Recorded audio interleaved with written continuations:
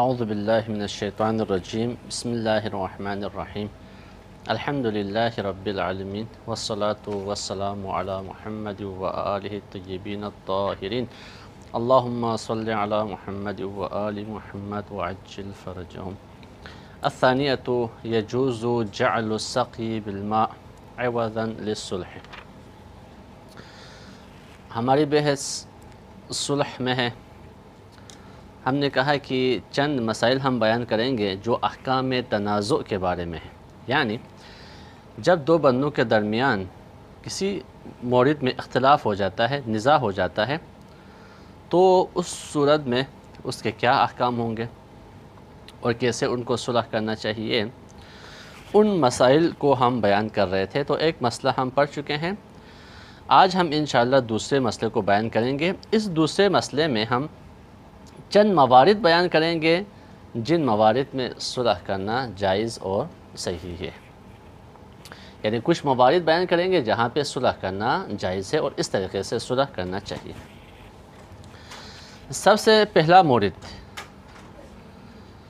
کسی عین کے اوپر یا کسی منفعت کے اوپر آپ صلح کرتے ہیں اور اس کا جو عوض ہے، اس صلح کا جو عوض ہے وہ آپ کسی کھیت کو یا کسی باغ کو پانی پلانے کو قرار دیتے ہیں، یعنی آپ کا جو مورد صلح ہے وہ عین ہے۔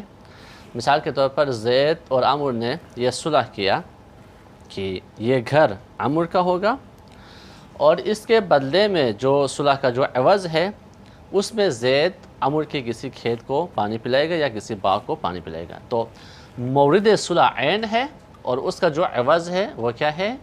پانی پلانا ہے۔ یا کسی منفعت کے اوپر صلح کرے اور اس کا جو عوض ہے اس کو پانی پلانا قرار دے دیں، یعنی خود منفعت کو مورد صلح قرار دے دیں۔ مثال کے طور پر فرض کرتے ہیں زید اور عمرو کا جھگڑا ہو رہا تھا کہ اس گھر میں اس مہینے میں کس نے رہائش اختیار کرنا ہے، کس کو رہنے کا حق اختیار ہے، اس کے اوپر نزاع تھا۔ تو انہوں نے کہا کہ اس کے اوپر ہم صلح کرتے ہیں، اس کا جو عوض، مثلا زید نے کہا کہ اس گھر میں آپ ہی رہیں ایک مہینہ، لیکن اس کے بدلے میں آپ کیا کریں گے، میرے کھیت کو یا میرے باغ کو پانی پلائیں گے۔ تو مورد صلح ہے منفعت اور اس کا عوض ہے پانی پلانا، یہ بھی جائز ہے، یہ ایک مورد ہے۔ دوسرا مورد اس کا برعکس ہے، یعنی آپ پانی پلانے کو مورد صلح قرار دے دیں اور اس کا عوض کوئی عین یا منفعت قرار دے دیں، پانی پلانے کو مورد صلح قرار دے دیں۔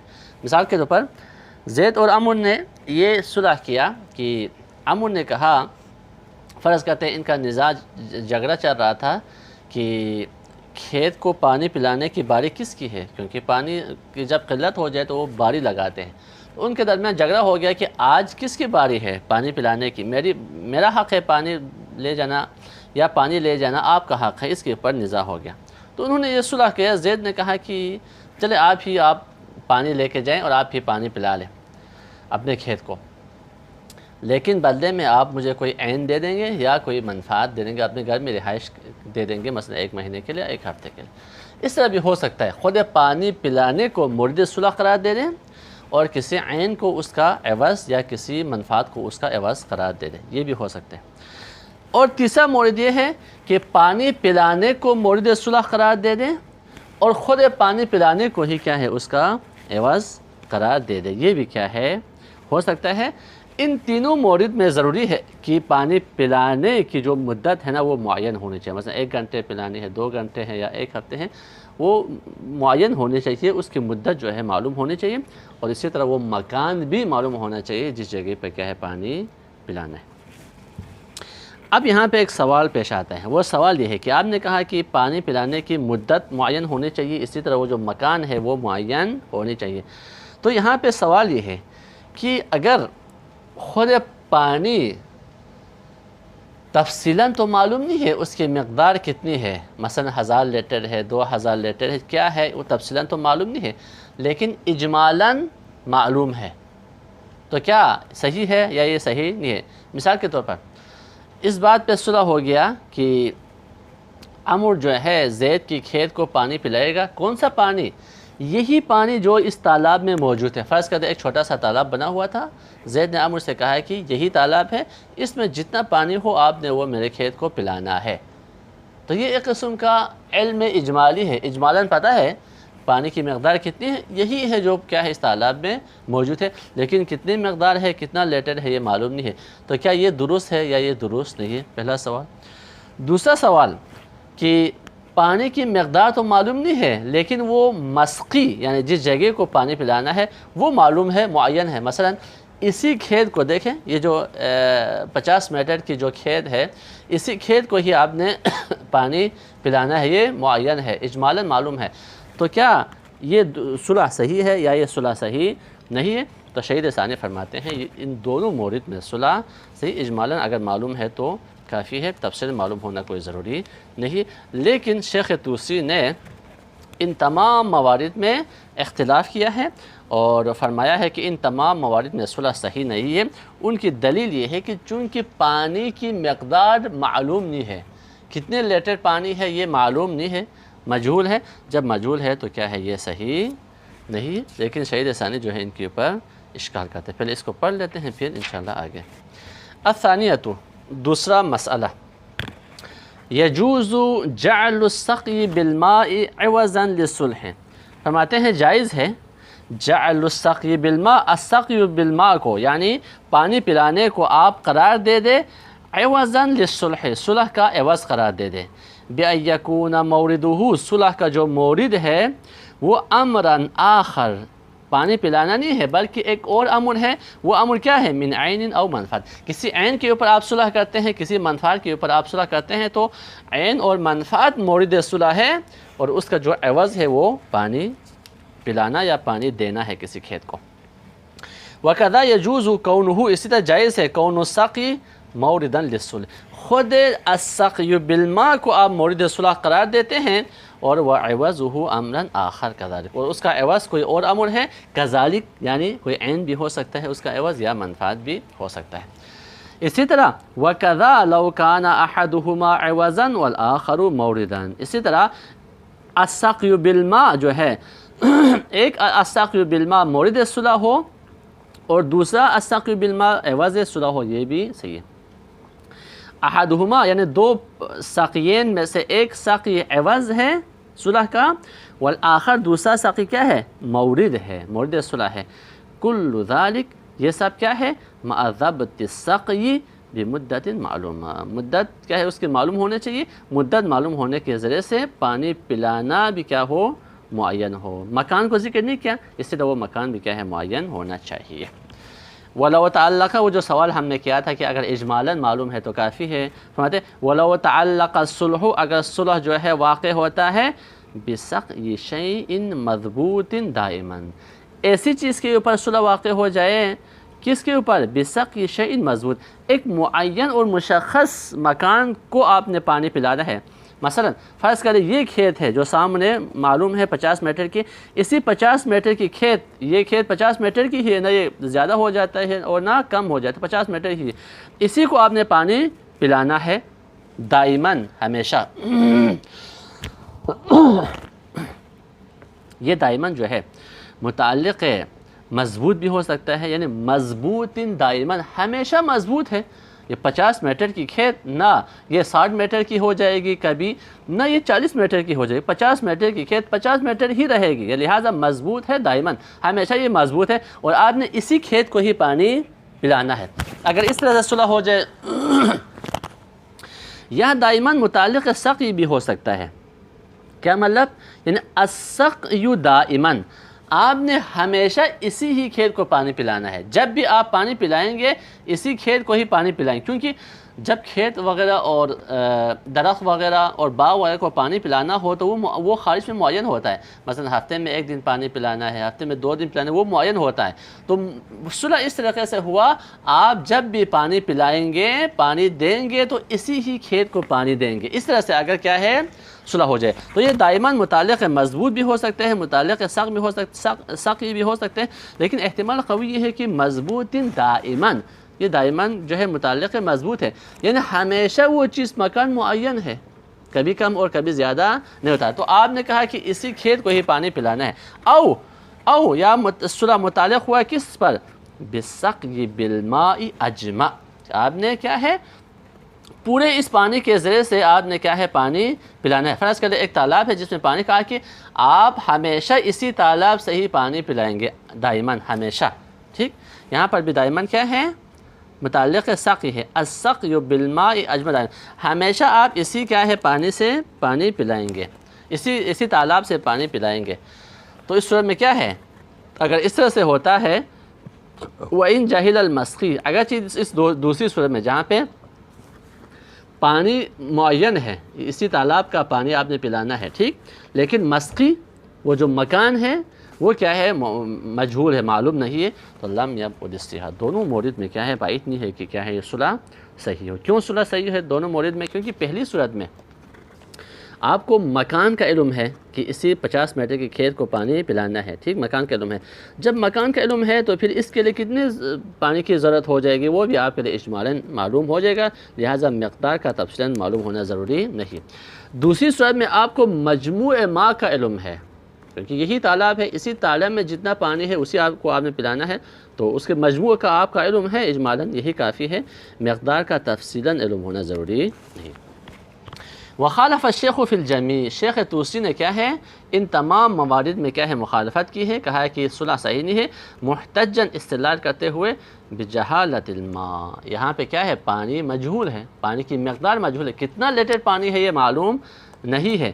ما انہو، جبکہ شیخ طوسی کے اوپر ایک اشکال نقضی ہو کیا، ما انہو جبکہ شیخ طوسی نے جوز بیع ماء العین والبئر، انہوں نے کہا ہے کہ چشمے کا پانی فروخت کرنا جائز ہے، اسی طرح کنویں کا پانی فروخت کرنا جائز ہے. چشمے کے پانی میں کتنا پانی ہے مقدار معلوم نہیں ہوتا، اس کے باوجود بھی کہا ہے کہ یہ پانی کو فروخت کرنا جائز ہے، کنویں کے پانی کو فروخت کرنا جائز ہے. جبکہ بے میں بھی مبی کی مقدار بھی معلوم ہونی چاہیے اور سمن کی مقدار بھی معلوم ہونی چاہیے. جبکہ شیخ طوسی نے کہا ہے کہ چشمے کا پانی اور کنویں کا جو پانی ہے وہ فروخت کر سکتے ہیں آپ، جبکہ مقدار معلوم نہیں. اسی طرح وجوز، شیخ طوسی نے جائز قرار دیا ہے بیع جزء مشاء منہ، اس چشمے کے پانی اور بئر کے پانی کے ایک جزء مشاء کو فروخت کرنا، یعنی 1/3 1/2 2/3، ٹھیک، 1% کو اس کو فروخت کرنا بھی کیا ہے جائز ہے، یہ کہا. اسی طرح وجوز، شیخ طوسی نے جائز قرار دیا ہے کیا جعلہ عوضاً للصلح، اس کو کیا ہے عوض الصلح، یعنی اس عین کا جو ماء ہے یعنی چشمے کا جو پانی ہے اور کنویں کا جو پانی ہے نا، اس کو آپ کسی صلح کا عوض بھی قرار دے سکتے ہیں. ان سب کو تو جائز قرار دیا ہے، لیکن ان موارد میں ٹھیک ہے جہاں پہ ہم نے کہا ہے کہ آپ کسی پانی پلانے کو مورد صلح قرار دیتے ہیں یا پانی پلانے کو کسی صلح کا عوض قرار دیتے ہیں، وہاں ہم نے کہا تھا صحیح ہے، لیکن شیخ طوسی نے کہا یہ صحیح نہیں ہے. لیکن غیر ثانی اس کی توجیہ پیش کرتے فرماتے ہیں وَيُمْكِنُ تَخْصِيصُهُ الْمَنْعَ هُنَا، ممکن ہے کہ شیخ طوسی نے یہاں پہ جو منع کہا ہے صحیح نہیں ہے کہا ہے یہ مختص ہو ہونا یہاں پہ مورد سقی میں بغیر المضبوط، یہ وہاں پہ ہے جہاں پہ مکان بھی معلوم نہیں ہے اور پانی کی مقدار بھی بالکل بھی معلوم نہیں ہے. مراد ممکن ہے شیخ طوسی کے یہ ہو جس طرح اکثر فقہاء کی عبارت اس جہاز سے مطلق ہے، اکثر فقہاء نے کہا ہے کہ صحیح نہیں ہے، اس طرح کا صلح صحیح نہیں، مطلقاً یہ کہا ہے، یہ نہیں کہا کہ یہ صحیح نہیں ہے جہاں پہ معلوم نہ ہو، یہ نہیں کہا، بلکہ مطلقاً منع کیا ہے. لیکن وہاں پر بھی ہم کیا توجیہ کریں گے فقہاء کی عبارت کی، یہی توجیہ کریں گے کہ ان کی مراد یہ ہے کہ جہاں پہ کیا ہے پانی کی مقدار بالکل بھی معلوم نہ ہو وہاں پہ صحیح نہیں ہے. اسی طرح شیخ طوسی کی عبارت کی بھی ہم اسی طریقے سے توجیہ کریں گے. فرماتے ہیں کما اتفق، ای کما اتفق المنع مطلقاً، جس طرح کیا ہے فقہاء کا اتفاق ہے کہ مطلقاً کیا ہے یہ صلح ممنوع ہے، صحیح نہیں ہے. مطلقاً فی عبارت کثیر یعنی بہت سارے علماء کی عبارت میں کیا ہے مطلقاً منع آیا ہے، اس پہ اتفاق ہے فقہاء کا، ٹھیک، اکثر فقہاء کا اس پہ اتفاق ہے. لیکن ہم اس کی توجیہ پیش کریں گے، بالکل اسی طرح ہم شیخ طوسی کی عبارت کی توجیہ پیش کریں گے اور کہیں گے کہ منع وہاں پہ ہے جہاں پہ کیا ہے معین نہ ہو.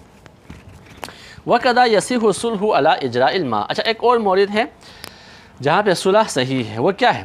وہ یہ ہے کہ کسی کی چھت یا کسی کے صحن سے پانی گزارنے کے اوپر صلح کریں، ٹھیک، اور اس کو آپ مورد صلح بھی قرار دے سکتے ہیں اور عوض بھی قرار دے سکتے ہیں، لیکن اس کا طول ہے اور اسی طرح اس کا جو عرض ہے وہ کیا ہونا چاہیے، معین ہونے۔ مثال کے طور پر آپ فرض کر لیں سب سے پہلے زید کا گھر آتا ہے، اس کے بعد عمرو کا گھر آتا ہے، اس کے بعد زید کی ایک کھیت ہے، اور زید کی کھیت کے لیے کہیں سے کوئی جگہ نہیں ہے، راستہ نہیں ہے پانی کے لیے۔ اگر پانی اس کو پلانا ہو تو پھر عمرو کی جو چھت ہے وہاں سے پانی لے جانا پڑتا ہے، یا عمرو کے گھر سے یعنی اس کے صحن سے کیا ہے پانی گزارنا پڑتا ہے۔ تو زید اور عمرو کیا ہے اس بات پہ صلح کرتے ہیں۔ زید عمرو سے کہتا ہے کہ میں آپ کے چھت سے پانی لے جانا چاہتا ہوں یا آپ کے صحن سے پانی لے کے جانا چاہتا ہوں، بدلے میں آپ کو کوئی عین دے دوں گا یا کوئی منفعت دے دوں گا۔ یہ کیا ہے، صحیح ہے۔ اس کا برعکس بھی ہو سکتا ہے، زید جو ہے عمرو کے ساتھ صلح کرے کس پہ، کسی عین کے اوپر، کہا کہ اس لیپ ٹاپ کے اوپر ہم صلح کرتے ہیں، لیپ ٹاپ آپ لے جائیں، بدلے میں آپ کی چھت سے پانی لے کے جاؤں گا یا آپ کی کیا ہے صحن سے پانی لے کے جاؤں گا۔ اس پہ اوپر کیا ہے صلح کرنا صحیح ہے، لیکن اس صورت میں لمبائی میں کتنا میٹر ہے اور چوڑائی میں کتنا میٹر ہے یہ کیا ہے معین ہونی چاہیے، گہرائی میں کتنا میٹر ہے یہ معین ہونا ضروری نہیں۔ فرماتے ہیں وَكَذَا اسی طرح یصح الصلح، صلح صحیح ہے، علی اجراء الماء، پانی کو لے جانا، جاری کرنا کس پر، علی سطحہ، اس بندے کے سطح سے یعنی اس کے چھت سے پانی لے جانا، او ساحتہ، یا اس کے میدان سے یعنی اس کے گھر کے اندر جو صحن ہوتا ہے وہاں سے، یا اس کی کسی زمین سے گھر کے کسی اور حصے سے پانی لے کے جانے کے اوپر صلح کرتے ہیں۔ جاعلا لہو، اس اجراء ماء کو پانی لے جانے کو قرار دے دے، عوض بھی اور مورد بھی، مورد صلح بھی قرار دے سکتے ہیں اور کیا ہے عوض بھی آپ قرار دے سکتے ہیں، لیکن بعد العلم بالموضع الذي يجري منه الماء، جس جگہ سے پانی جاری ہو رہا ہے اس کا علم ہونا چاہیے، یعنی چھت کے اس حصے سے لے کے جانا ہے یہ معلوم ہونا چاہیے، بأن يقدر مجراہ، مجرائے ماء، پانی جاری ہونے کی جو جگہ ہے وہ معین ہو، مقدر ہو، طول میں بھی اور عرض میں بھی، لمبائی میں کتنا ہے اور چوڑائی میں کتنا ہے، کیوں، لترتفع الجہالۃ عن المحل المصالح علیہ، جس محل کے اوپر صلح ہوا ہے اس سے کیا ہے جہالت دور ہو جائے، ولا يعتبر تعین العمق، گہرائی معین ہونا ضروری نہیں ہے، گہرائی میں کتنی ہے، ٹھیک، یہ معین ہونا ضروری نہیں، کیوں، لأن من ملک شیئا ملک قرارہ مطلقا، کیونکہ جو بندہ کسی چیز کا مالک بنے وہ اس کے قرار کا بھی مالک بنتا ہے مطلقاً، مطلقاً چاہے وہ کم ہو چاہے وہ زیادہ ہو، گہرائی کم ہو یا گہرائی زیادہ ہو، جب آپ کسی زمین کا مالک بنتے ہیں تو اس زمین کی گہرائی، قرار سے مراد اس کی جو گہرائی ہے اس کا بھی آپ مالک بنتے ہیں چاہے کم ہو یا زیادہ ہو۔ اب یہاں پہ زید اور عمرو کے ساتھ صلح ہو گیا تو زید جو ہے کیا ہے اس کا مالک بن گیا، مالک بننے سے مراد یہ نہیں کہ وہ اس چھت کا مالک بن گیا بلکہ اس چھت کے ایک حصے میں پانی لے جانے کا مالک بن گیا، ٹھیک، تو پانی لے جانے کا مالک جب بن گیا ہے تو پھر گہرائی میں کیا ہے چاہے گہرائی کم ہو یا گہرائی زیادہ ہو اس کا وہ مالک زید بن جاتا ہے، لہذا گہرائی کا معلوم ہونا ضروری نہیں، لیکن ینبغی مشاہدۃ الماء او وصفہ، لیکن کم سے کم پانی دیکھنا چاہیے کتنا پانی ہے، ٹھیک، اور او وصفہ، یا پانی اگر آپ نے دیکھا نہیں ہے تو کم سے کم اس کی صفت بیان ہونی چاہیے، یعنی اس کی مقدار کتنی ہے، پانی بہت تیزی کے ساتھ آ رہا ہے، سلو آ رہا ہے، یہ معلوم ہونا چاہیے، کیوں، لاختلاف الحال بقلتہ وکثرتہ، کیونکہ پانی کے کم ہونے اور پانی کے زیادہ ہونے کی وجہ سے اس کا حال بھی مختلف ہو، کس کا حال، اس جگہ کا حال، یعنی جس جگہ پہ پانی جا رہا ہے، حال مجرى الماء، جو پانی جس جگہ سے پانی جا رہا ہے اس کا حال جو ہے نا مختلف ہو سکتا ہے نقصان ہونے کے حوالے سے، کیونکہ پانی بہت زیادہ ہو تو بہت زیادہ رطوبت ہو جائے گی اس گھر کی چھت پہ، پانی کم ہے تو رطوبت کم ہوگی، پانی تیزی کے ساتھ آ رہا ہے تو عمرو کو زیادہ نقصان ہو سکتا ہے، پانی بہت سلو آ رہا ہے تو کم نقصان ہو سکتا ہے، ٹھیک، تو اس جگہ کی حالت پانی کے کم ہونے، زیادہ ہونے، پانی کے تیز ہونے، پانی کے سلو ہونے کے حوالے سے کیا ہے مختلف ہوتا ہے، اس لیے کیا ہے وہ یا تو پانی کو دیکھنا چاہیے یہ پانی ہے یا اس کی صفت بیان ہونی چاہیے۔ وَلَوْ كَانَ الْمَاءُ مَاءَ مَطَرٍ، فرماتے ہیں کہ اگر وہ پانی جس پانی کو آپ چھت سے گزارنا چاہتے ہیں یا صحن سے وہ بارش کا پانی ہو، مثال کے طور پر یہاں پہ کیا کہنا چاہیے، بارش کا پانی ہو، مثلا اسی مثال میں سب سے پہلے زید کا گھر ہے، اس کے بعد عمر کا ہے، اس کے بعد زید کی چھت ہے۔ تو زید اور عمر کا اس بات پہ صلح ہوتا ہے کہ زید نے کہا جب بھی بارش ہو جائے تو اگر میری چھت پہ بارش ہو جائے تو اس کا میں مالک ہوں، کیونکہ زید کی چھت پہ بارش ہو جائے تو زید ہی اس کا مالک بنتا ہے۔ تو زید کیا کہتا ہے، میری چھت پہ جو بھی بارش ہو جائے، جب بھی بارش ہو جائے، جتنا پانی ہو جائے، وہ میں آپ کی چھت سے گزار کر اپنی کھیت تک پہنچانا چاہتا ہوں۔ اگر اس بات پہ صلح ہو جاتا ہے تو فرماتے ہیں اس صورت میں پھر پانی کی جو مقدار ہے وہ کس طرح معلوم ہونی چاہیے؟ تو فرماتے ہیں کہ اس صورت میں زید کی جو چھت ہے، جہاں سے پانی آ رہا ہے، جہاں پہ بارش کا پانی گر رہا ہے، وہ معلوم ہونا چاہیے۔ چھت کتنا بڑا ہے، اگر چھت بہت بڑی ہے تو پھر اسی حساب سے پانی زیادہ آئے گا، چھت اگر چھوٹی سی ہے تو اسی حساب سے پانی کم آئے گا۔ تو وہ چھت جس چھت پہ بارش کا پانی لگ کے آگے جا رہا ہے وہ کیا ہونا چاہیے؟ معلوم ہونا چاہیے۔ فرماتے ہیں وَلَوْ كَانَ الْمَاءُ مَاءَ مَطَرٍ، اگر وہ پانی کس چیز کا پانی ہے؟ بارش کا پانی ہے، تو اختلف ایضاً، یہاں پر بھی کیا ہے؟ مختلف ہو سکتا ہے۔ کیا مختلف ہو سکتا ہے؟ پانی کی حالت جو ہے مختلف ہو سکتے، یا اس جگہ کی حالت مختلف ہو سکتا ہے۔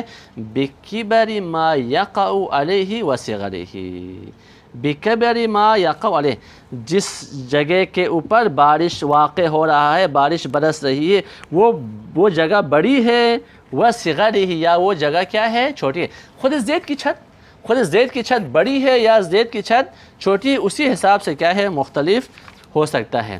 فَمَعْرِفَتُهُ، پس بارش کے پانی کی مقدار کا جاننا، تحصل حاصل ہو جاتا ہے، بِمَعْرِفَتِ مَحَلِّهِ، محل سے، یعنی بارش کا پانی کہاں پہ ٹپک رہا ہے، اس محل کی معرفت سے بارش کے پانی کی مقدار بھی معلوم ہو جائے گا۔ کیونکہ زید کی چھت پہ پانی لگ کے پھر آگے جانا ہے، تو زید کی چھت اگر چھوٹی سی ہے تو بارش کا پانی کم ہوگا، چھت بڑی ہے تو پھر بارش کا پانی زیادہ ہوگا۔ وَلَوْ سَقَطَ السَّطْحُ بَعْدَ الصُّلْحِ، اگر صلح ہونے کے بعد چھت اگر گر جائے، عمر کی چھت اگر گر جائے صلح کے بعد، او احتاجت الساقیۃ الی اصلاح، یا وہ جو ساقیہ ہے وہ کیا ہے؟ اس کو اصلاح کی ضرورت پیش آ جائے۔ مثلا بارش کا پانی یا عام پانی گزارنے کا جو ساقیہ کسے کہتے ہیں؟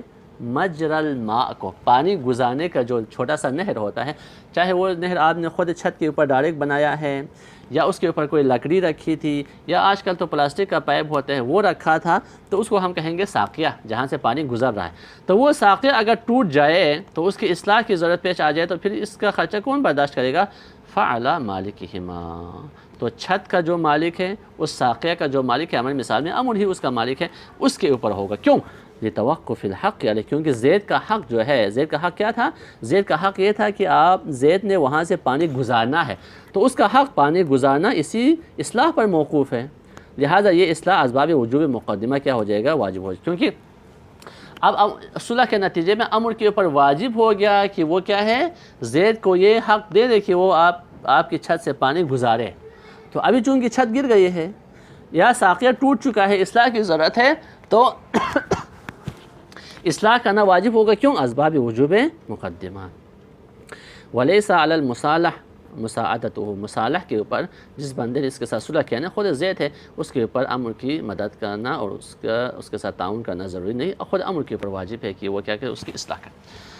الثالثۃ، تیسرا مسئلہ، تیسرے مسئلے کا عنوان اس طریقے سے ہے۔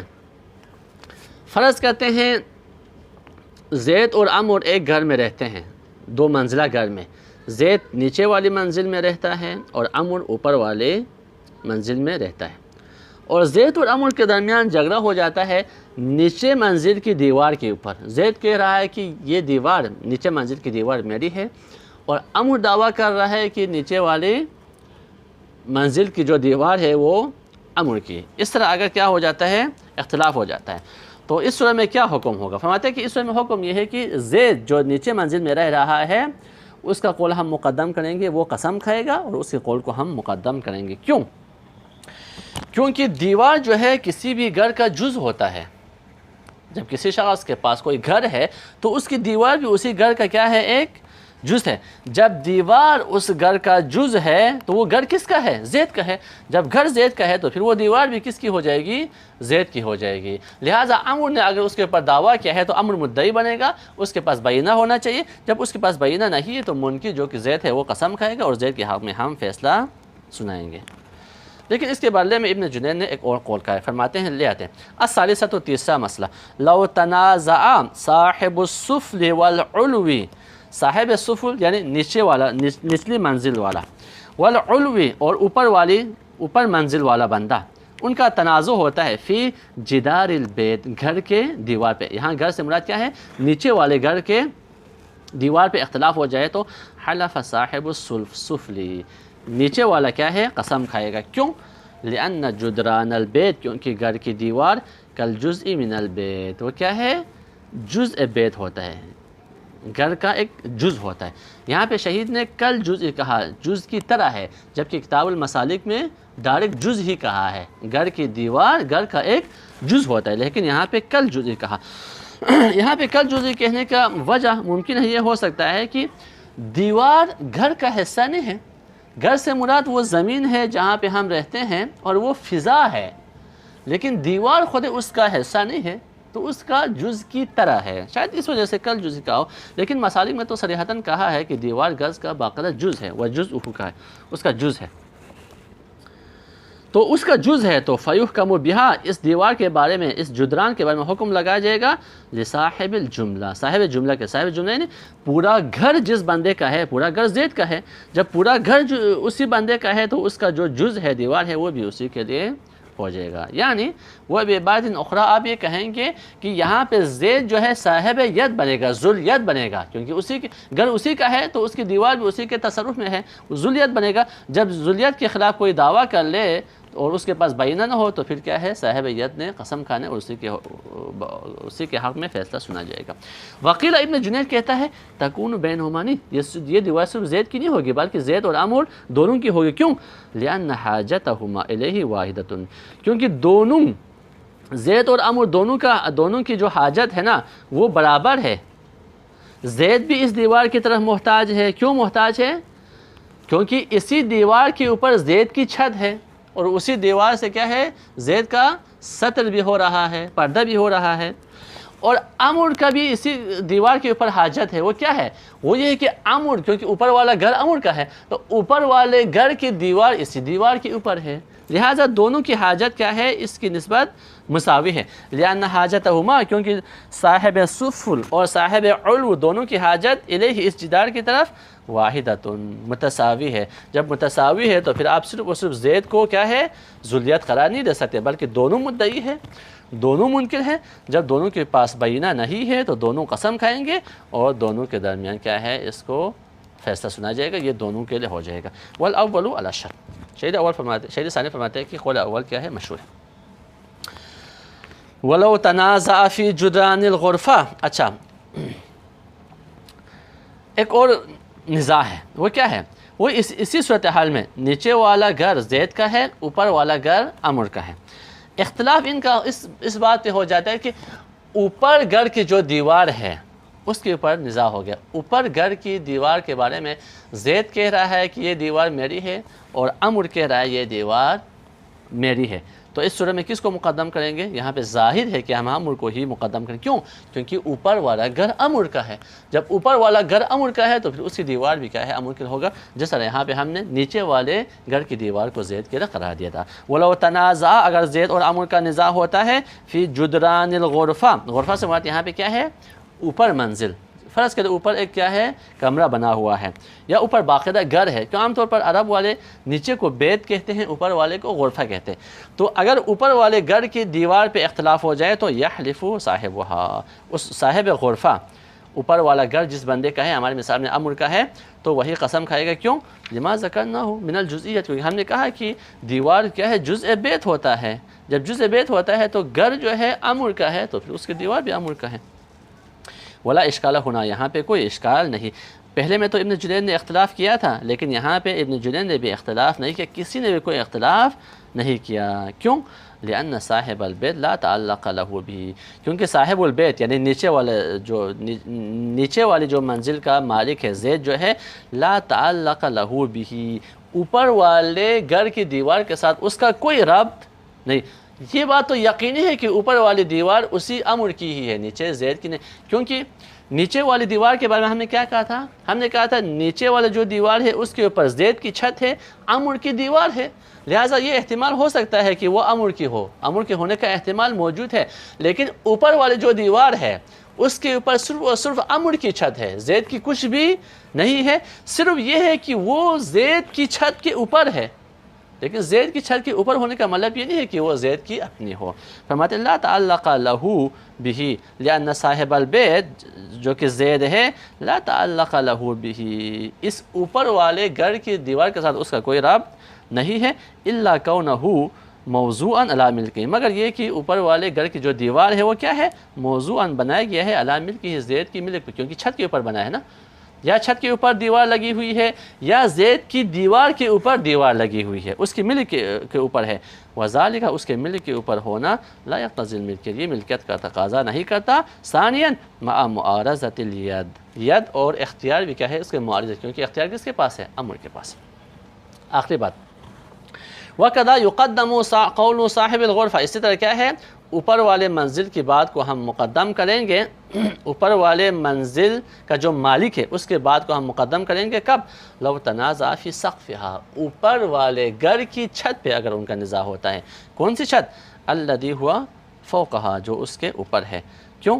لاختصاص صاحبہا بالانتفاع بہ، کیونکہ اوپر والے منزل کی جو چھت ہے نا اس سے صرف اور صرف کیا ہے؟ عمر ہی استفادہ کر رہا ہے، زید اس سے استفادہ نہیں کر رہا، کل جدار دیوار کی طرح. وہ اولا، یہاں پہ کیا ہے؟ بطریق اولا، اسی عمر کو ہم مقدم کریں گے. کیوں؟ دیوار کے حوالے سے آپ نے کیا کہا تھا؟ دیوار کے حوالے سے تو یہ احتمال، چھوٹا سا یہ احتمال موجود ہے نا دیوار کے حوالے سے، کہ نیچے والا جو گھر ہے وہ زید کا ہے، اوپر والا عمر کا ہے. تو اگر اوپر والے گھر کی دیوار کے اوپر نزاع ہو جائے تو ہم نے کہا کہ عمر کو ہم مقدم کریں گے. لیکن وہاں پہ ایک چھوٹا سا احتمال تو ہے نا کہ ہو سکتا ہے زید نے اپنی چھت کے اوپر یا اپنے گھر کی دیوار کے اوپر دیوار لگائی ہو، کیونکہ عام طور پر لوگ ایسا کرتے ہیں نا، اپنے گھر کے چھت کے اوپر چار دیواری کرتے ہیں. تو یہاں پہ یہ احتمال موجود ہے کہ زید نے چار دیواری کی ہو، اس کے بعد پھر اس نے عمر کو دیا ہو، کہا ہو کہ آپ چار دیواری تو میں نے کیا ہوا ہے، آپ اس کے اوپر چھت لگا کے بیٹھ جائے. احتمال ہے یہ. لیکن جہاں پہ اوپر والے گھر کی دیوار کے اوپر کوئی اختلاف نہیں ہے، دونوں کا اتفاق ہے کہ یہ دیوار عمر کی ہی ہے، اختلاف کہاں پہ؟ صرف اور صرف اوپر والے چھت پہ ہے اختلاف ہے. تو یہاں پہ تو اصلاً یہ احتمال ہی نہیں کہ وہ زید کی ہو چھت. کیوں؟ کیونکہ دیوار کے بارے میں تو اتفاق ہو گیا نا کہ اوپر والے گھر کی دیوار عمر کی ہے، تو دیوار عمر کی ہو صرف اور صرف چھت زید کی ہو، یہ احتمال یا تو اصلاً نہیں ہے یا یہ احتمال بعید ہے. اس وجہ سے فرماتے ہیں کہ جب ہم نے اوپر والے گھر کی دیوار کو عمر کے لیے قرار دیا تو اس کی چھت بطریق اولا کیا ہے؟ عمر کے لیے ہونا ثابت ہو جائے گا. اس لیے فرماتے ہیں وہ اولا، اس چھت کے حوالے سے عمر کا ہونا اور عمر کے حق میں فیصلہ دینا بطریق اولا ہے. والحمدللہ رب العالمین.